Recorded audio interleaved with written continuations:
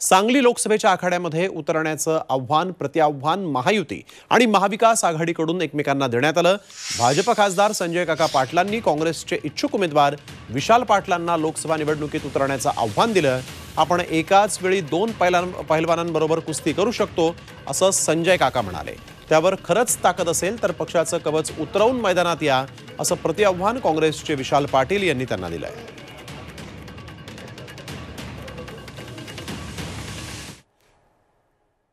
पहिलवान तर तुमच्या पुढे आता डिक्लेअर करून गेलेत ते।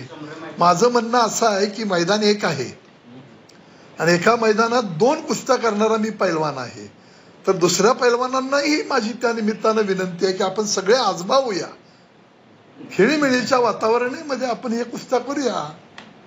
एकाच मैदानात दोन कुस्त्या झाल्या तर चांगला आहे।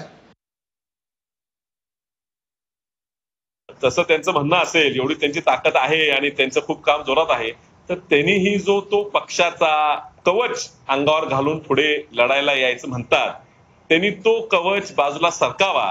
मीही सरकवतो आणि खरी पैलवानकीची कुस्ती ही समोर समोर होऊ दे, ही तयारी आम्ही दाखवू।